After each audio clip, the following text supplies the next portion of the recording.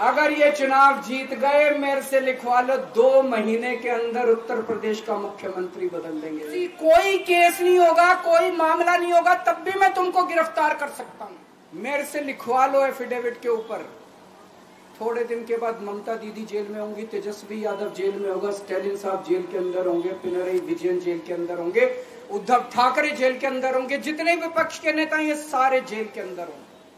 तुम देश के सारे चोर उचक्के डकैतों को अपनी पार्टी में शामिल कर लो और केजरीवाल को जेल भेज दो और कहो मैं भ्रष्टाचार के खिलाफ लड़ रहा हूं। बेहद खतरनाक मिशन चालू किया हुआ है प्रधानमंत्री जी ने, बहुत ही खतरनाक। सब लोगों का तहे दिल से बहुत बहुत शुक्रिया।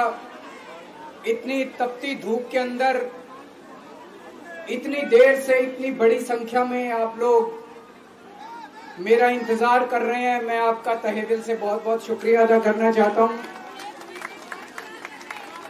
जितने लोग इस वक्त टीवी में देख रहे हैं, उन सब दर्शकों का भी मैं तहे दिल से शुक्रिया अदा करना चाहता हूं। सबको मेरा नमस्कार, सबको मेरा प्रणाम।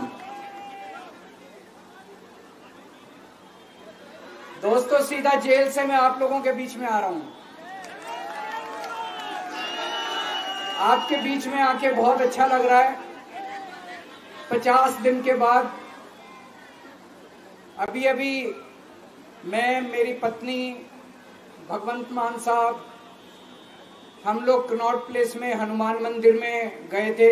हनुमान जी का आशीर्वाद लिया, उनके दर्शन किए, फिर शिव जी के मंदिर गए, शनि जी महाराज के पास गए, उनका सबका आशीर्वाद लिया।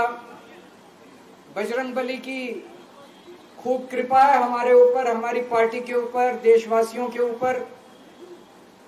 उन्हीं की कृपा से आज अचानक मैं आप लोगों के बीच में हूं। नहीं तो किसी को उम्मीद नहीं थी कि चुनाव के बीच में मैं जेल से बाहर आ जाऊंगा, लेकिन ऊपर बजरंगबली की कृपा है, हनुमान जी की कृपा है हम लोगों के ऊपर, और चमत्कार हुआ और आज मैं आप लोगों के बीच में हूं। दोस्तों, हमारी आम आदमी पार्टी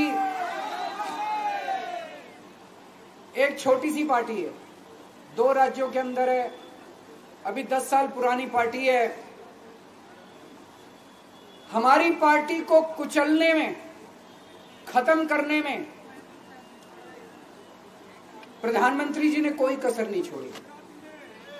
एक साथ हमारी पार्टी के 4 टॉप के नेता जेल भेज दिए एक साथ। अरविंद केजरीवाल, मनीष सिसोदिया, संजय सिंह, सतिंदर जैन। बड़ी बड़ी पार्टियों के अगर 4 टॉप के नेता जेल चले जाएं, पार्टी खत्म हो जाती है।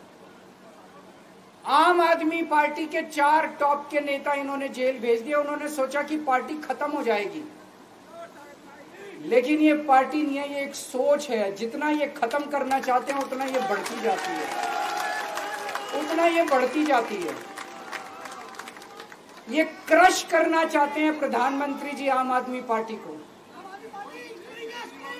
जो लोग मोदी जी से मिलने जाते हैं, वो कई लोग हमें भी जानते हैं, वो बाहर आके हमें बताते हैं कि आपके बारे में सबसे पहले मोदी जी से जो भी मिलने जाता है, सबसे पहले वो केजरीवाल की और आम आदमी पार्टी की 10 से 15 मिनट बात करते हैं। उनको कहते हैं कि आने वाले समय के अंदर आम आदमी पार्टी ही देश को भविष्य देने वाली है। वो खुद भी मानते हैं। इसीलिए वो चाहते हैं कि आज ही आम आदमी पार्टी को बढ़ने से रोका जाए, इनको कुचल दिया जाए। ये तानाशाही है। अगर उनको लगता है कि आम आदमी पार्टी आने वाले समय में बीजेपी को चैलेंज देने वाली है, आप अच्छे काम करो, आप देश को भविष्य दो।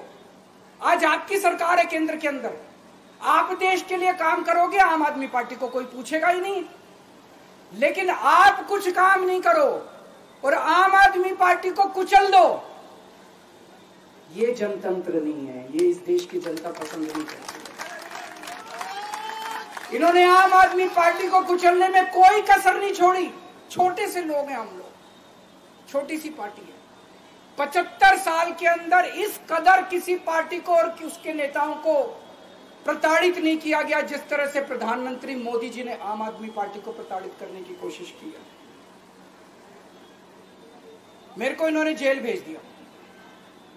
प्रधानमंत्री जी कह रहे हैं मैं भ्रष्टाचार से लड़ रहा हूं। देश के सबसे बड़े चोर, उचक्के और डकैतों को उन्होंने अपनी पार्टी में शामिल कर लिया। जिन लोगों को 10 दिन पहले मोदी जी कहते थे 70,000 करोड़ का इसने घोटाला कर दिया, थोड़े दिन के बाद उसी आदमी को अपनी पार्टी में शामिल करके किसी को डिप्टी सीएम बना देते हैं, किसी को मंत्री बना देते हैं और उनके सारे ईडी और सीबीआई के मामले खत्म कर देते हैं और कहते हैं मैं भ्रष्टाचार से लड़ रहा हूं। मैं मोदी जी को कहना चाहता हूं, भ्रष्टाचार से अगर लड़ाई लड़नी है तो केजरीवाल से सीखो। प्रधानमंत्री जी, भ्रष्टाचार के खिलाफ लड़ाई केजरीवाल ने लड़ी है। 2015 में जब दिल्ली में हमारी सरकार बनी थी, हमारे एक मंत्री का एक ऑडियो मेरे पास किसी ने व्हाट्सएप कर दिया। उस ऑडियो में मेरा मंत्री किसी दुकान वाले से 5 लाख रुपए मांग रहा था। किसी मीडिया वाले को नहीं पता था, विपक्ष को नहीं पता था। आप लोगों को याद होगा, मैंने अपने खुद मंत्री को सीबीआई के हवाले कर दिया, जेल भेज दिया था अपने मंत्री को। ये होती है भ्रष्टाचार के खिलाफ लड़ाई। पंजाब के अंदर मेरा एक मंत्री भ्रष्टाचार में, मेरे को पता चला कि वो पैसे मांग रहा है। वहां पे मान साहब ने उसको, किसी को भी, विपक्ष को नहीं पता था, मीडिया को नहीं पता था, हमने अपने मंत्री को उठा के जेल में भेज दिया। तुम देश के सारे चोर उचक्के डकैतों को अपनी पार्टी में शामिल कर लो और केजरीवाल को जेल भेज दो और कहो मैं भ्रष्टाचार के खिलाफ लड़ रहा हूं। तो आप भ्रष्टाचार के खिलाफ नहीं लड़ रहे प्रधानमंत्री जी। आप देशवासियों को बेवकूफ मत समझो। देश बच्चे बच्चे की जुबान के ऊपर हो रहा है कि सारे चोर उचक्कों को अपनी पार्टी में शामिल करके और ईडी और सीबीआई के सारे केस उनके रफा दफा कर दो। केजरीवाल को क्यों गिरफ्तार किया? केजरीवाल को गिरफ्तार करके उन्होंने एक मैसेज दिया है सारे देश को कि अगर मैं केजरीवाल को गिरफ्तार कर सकता हूं तो किसी को भी गिरफ्तार कर सकता हूं। कोई केस नहीं होगा, कोई मामला नहीं होगा, तब भी मैं तुमको गिरफ्तार कर सकता हूं। एक बेहद खतरनाक मिशन चालू किया हुआ है प्रधानमंत्री जी ने, बहुत ही खतरनाक। देशवासियों को यह समझने की, अब जब मैं बोलने जा रहा हूं, समझने की जरूरत है। उस मिशन का नाम है वन नेशन वन लीडर। देश के सारे नेताओं को खत्म करना चाहते हैं मोदी जी और इसको 2 स्तर के ऊपर इस मिशन को चला रहे हैं। जितने विपक्ष के नेता हैं उनको जेल भेजेंगे और जितने बीजेपी के नेता हैं उनको सबको निपटा देंगे, उनकी राजनीति खत्म करते जाएंगे, उनको सबको निपटाते जाएंगे। विपक्ष के अंदर आज इन्होंने मनीष सिसोदिया को जेल भेज दिया, संजय सिंह को जेल भेज दिया, सत्येंद्र जैन को जेल भेज दिया, केजरीवाल को जेल भेज दिया, हेमंत सोरेन को जेल भेज दिया, ममता दीदी के कई मंत्रियों को जेल भेज दिया, स्टालिन के कई मंत्रियों को जेल भेज दिया, केरला के सीएम के पीछे पड़े हैं। अगर ये चुनाव जीत गए, मेरे से लिखवा लो एफिडेविट के ऊपर, थोड़े दिन के बाद ममता दीदी जेल में होंगी, तेजस्वी यादव जेल में होगा, स्टालिन साहब जेल के अंदर होंगे, पिनरई विजयन जेल के अंदर होंगे, उद्धव ठाकरे जेल के अंदर होंगे, जितने विपक्ष के नेता ये सारे जेल के अंदर होंगे। अगर ये चुनाव जीत गए, इन्होंने बीजेपी का एक नेता नहीं छोड़ा। आडवाणी जी की राजनीति खत्म कर दी इन्होंने, मुरली मनोहर जोशी की राजनीति खत्म कर दी, सुमित्रा महाजन की, शिवराज सिंह चौहान जिसने मध्य प्रदेश का चुनाव जीत के दिया इन लोगों ने, शिवराज सिंह चौहान ने उसको मुख्यमंत्री नहीं बनाया, उसकी राजनीति खत्म कर दी। वसुंधरा राजे की राजनीति खत्म कर दी इन्होंने, खट्टर साहब की राजनीति खत्म कर दी, डॉक्टर रमन सिंह की राजनीति खत्म कर दी। अब अगला किसका नंबर है? योगी आदित्यनाथ। अगर ये चुनाव जीत गए, मेरे से लिखवा लो, 2 महीने के अंदर उत्तर प्रदेश का मुख्यमंत्री बदल देंगे। योगी आदित्यनाथ की राजनीति खत्म करेंगे, उनको भी निपटा देंगे। यही तानाशाही है दोस्तों। वन नेशन वन लीडर ये चाहते हैं, एक ही तानाशाह इस देश के अंदर बचेगा, एक ही तानाशाह इस देश के अंदर बचेगा। हमारा देश बहुत महान है, 4000 5000 साल पुराना हमारा देश है। इसके पहले पिछले 4000 साल में कई मौके आए जब इस देश के ऊपर तानाशाहों ने कब्जा करने की कोशिश की, लेकिन हमारे देश के लोगों ने उन तानाशाहों का तख्ता उखाड़ के फेंक दिया। जब जब हमारे देश में ऐसा मौका आया कि तानाशाह ने हमारे देश के ऊपर कब्जा करने की कोशिश की, इस देश की जनता ने उसका तख्ता उखाड़ के फेंक दिया। आज एक तानाशाह इस देश से जनतंत्र खत्म करना चाहता है, आज एक तानाशाह इस देश से लोकशाही खत्म करना चाहता है। मैं पूरे तन मन धन से लड़ रहा हूं, संघर्ष कर रहा हूं उस तानाशाह के खिलाफ। 140 करोड़ लोगों का साथ चाहता हूं मैं।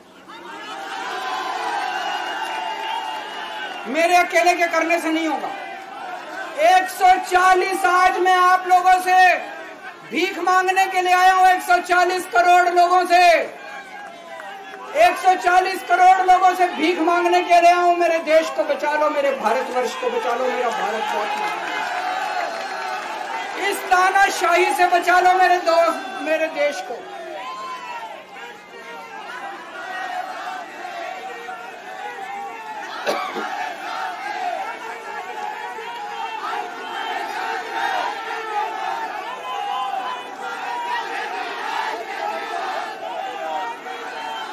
मैं सुप्रीम कोर्ट का बहुत बहुत शुक्रिया अदा करना चाहता हूं। उन्होंने 21 दिन दिए हैं, एक एक दिन में 24 घंटे हैं।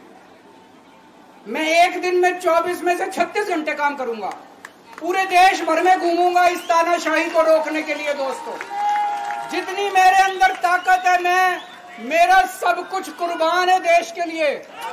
मेरा तन मन धन सब कुछ कुर्बान है मेरे देश के लिए। मेरे खून का एक एक कतरा मेरे देश के लिए, मेरे शरीर का एक एक कतरा, मेरी जिंदगी का एक एक पल मेरे देश के लिए। मेरे देश को बचाने के लिए मैं पूरे देश में जाऊंगा दोस्तों। अब एक बहुत महत्वपूर्ण बात करने जा रहा हूं, उसको ध्यान से सुनना। ये लोग इंडिया गठबंधन से पूछते हैं आपका प्रधानमंत्री कौन होगा। मैं बीजेपी से पूछता हूं आपका प्रधानमंत्री कौन होगा। आप लोग सोच रहे होंगे केजरीवाल क्या बात कर रहा है, मोदी जी होंगे। नहीं, मोदी जी अगले साल 17 सितंबर को 75 साल के हो रहे हैं।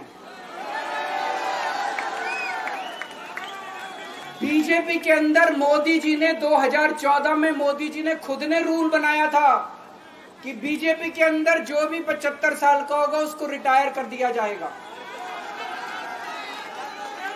सबसे पहले आडवाणी जी को रिटायर किया गया, उसके बाद मुरली मनोहर जोशी जी को रिटायर किया गया, फिर सुमित्रा महाजन को रिटायर किया गया, फिर यशवंत सिन्हा को रिटायर किया गया। अब मोदी जी अगले साल 17 सितंबर को रिटायर होने वाले हैं। तो मैं बीजेपी से पूछना चाहता हूं आपका प्रधानमंत्री का दावेदार कौन है। दोस्तों, अगले साल 17 सितंबर तक अगर इनकी सरकार बनी, तो उस पर भी आऊंगा मैं। अगर इनकी सरकार बनी तो पहले अगले 2 महीने में योगी जी को निपटाएंगे ये, और उसके बाद मोदी जी के सबसे खास अमित शाह को ये प्रधानमंत्री बनाएंगे। तो मैं लोगों को, देश के लोगों को आगाह करना चाहता हूं, मोदी जी अपने लिए वोट नहीं मांग रहे। मोदी जी अमित शाह को प्रधानमंत्री बनाने के लिए वोट मांग रहे हैं। मैं पूछना चाहता हूं मोदी जी से और अमित शाह जी से, ये मोदी की गारंटी पूरी कौन करेगा? क्या अमित शाह मोदी की गारंटी पूरी करेंगे? जब आप अगर जो वैसे तो मेरे को लगता है मैं भी आऊंगा उसके ऊपर, मुझे नहीं लगता इनकी सरकार बन रही है, लेकिन जो बीजेपी को वोट देने जाएं वो ये सोच के जाना कि आप मोदी जी के नाम पे वोट नहीं दे रहे, आप अमित शाह के नाम पे वोट दे रहे।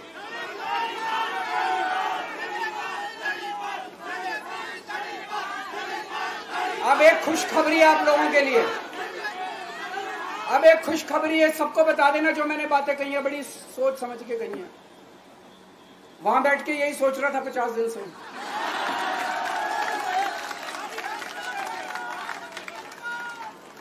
दोस्तों पूरे देश के मेरे को बाहर निकले हुए 20 घंटे हो गए।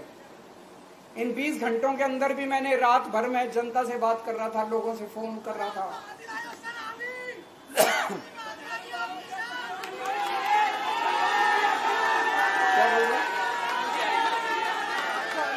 रात को आंधी आई थी,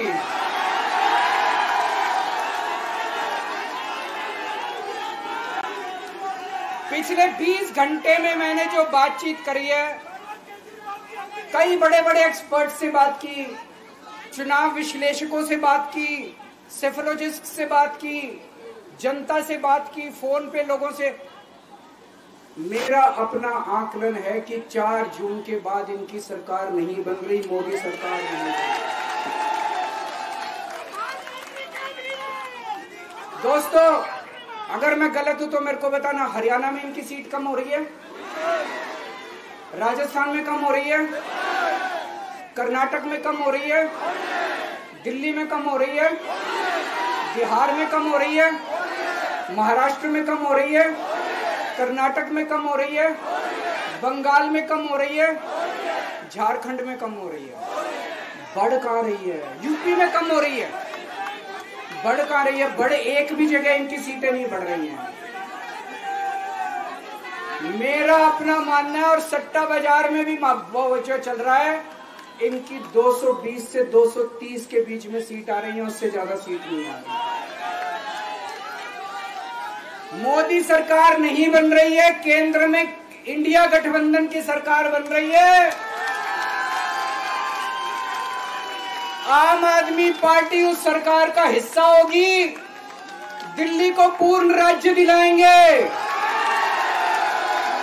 दिल्ली का एलजी लोगों का एलजी होगा, दिल्ली का एलजी दिल्ली वालों का एलजी होगा। गुजरात से आया हुआ अभी, दिल्ली के लोगों का एलजी होगा, दिल्ली के लोगों का विकास होगा। एक और पॉइंट है, जब मैं जेल के अंदर था तो कुछ लोगों ने यह मुद्दा उठाया, केजरीवाल सीएम पद से इस्तीफा क्यों नहीं देता। दोस्तों केजरीवाल को कभी किसी पद का लालच नहीं हुआ। मैं आप मंत्री, मुख्यमंत्री, प्रधानमंत्री ये सब बनने नहीं आया। इनकम टैक्स में कमिश्नर की नौकरी करता था। कमिश्नर की नौकरी छोड़ के दिल्ली की झुग्गियों के अंदर 1 नहीं, 2 नहीं, 3 नहीं, 10 साल तक मैंने दिल्ली की झुग्गियों के अंदर काम किया है, सुंदर नगरी और नंदनगर की झुग्गियों के अंदर, इनकम टैक्स कमिश्नर की नौकरी छोड़ के। जब मेरे को दिल्ली की जनता ने पहली बार सीएम बनाया, असूलों के ऊपर 49 दिन के अंदर सीएम पद से इस्तीफा दे दिया था। एक चपरासी की नौकरी कोई नहीं छोड़ता। सीएम बनने के लिए लोग अपना दायां हाथ कटाने के लिए तैयार होते हैं। मैंने खुद से अपने आप सीएम की कुर्सी को लात मार दी थी 49 दिन के अंदर।